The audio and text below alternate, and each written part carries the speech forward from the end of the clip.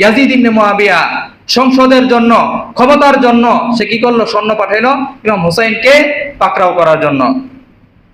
তো যুদ্ধ চলতে থাকলো কারবালার প্রান্তরে। 7 মুহররম থেকেই কারবালার প্রান্তরে ফুরাত নদীর পানিকে বন্ধ করে দেওয়া হলো।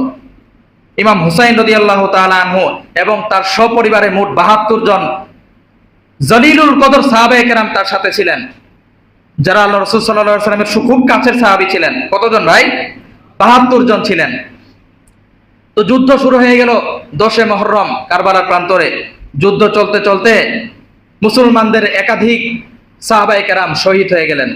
আহা, সর্বশেষ ইমাম হুসাইন রাদিয়াল্লাহু তাআলা আনহু তার তরবারি নিয়ে ময়দানে নেমে গেলেন।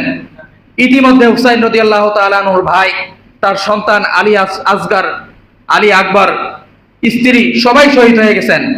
ইমাম হুসাইন রাদিয়াল্লাহু তাআলা আনহু তখন কেমন যেন বলতেছিলেন, মুঝে কো ফাওয়ালো মুসাফির না সমঝো, मैं आया नहीं हो बुलाया गया हो, मैं आया नहीं हो बुलाया गया हो।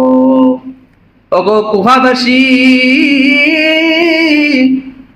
আমি নবীর নাতি, ইরাকের মধ্যে আমি আসতে চাই নাই, তোমরা আমাকে দাওয়াত করে নিয়ে এসছো ইরাকের মধ্যে, তোমরা চিঠি পাঠাইছো, নবীর নাতি তুমি ইরাকে চলে আসো, তোমাকে আমরা সমর্থন করব। আমি ইচ্ছা করে মদিনা থেকে হিজরত করে ইরাকে আসি নাই।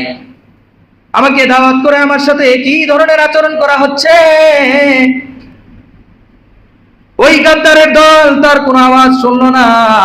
নবীর নাতির সাথে যুদ্ধ করতে করতে এক পর্যায়ে একাধিক মানুষের সাথে যুদ্ধ করতে করতে ইমাম হুসাইন আর টিকে থাকতে পারলো না। একাধিক তীরের আঘাত, তরবারির আঘাতে ছিন্ন ভিন্ন হয়ে গেলেন। কারবালার প্রান্তরে ইতিহাস তৈরি হয়ে গেল। নবীর নাতির রক্ত ঝরতে থাকলো। এক পর্যায়ে ইমাম হুসাইন সেখানেই শহীদ হয়ে গেলেন।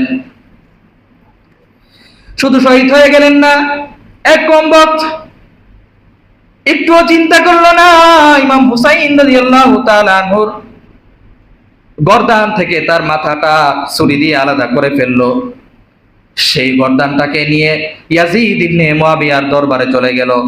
অথচ ইয়াজিদ ইবনে মুআবিয়া তখন তাকে ধমকি দিয়েছিলেন যে আমি ইমাম হুসাইনকে হত্যা করতে বলেছিলাম, কিন্তু তার মাথা কাটতে বলি নাই। তো যাই হোক, এই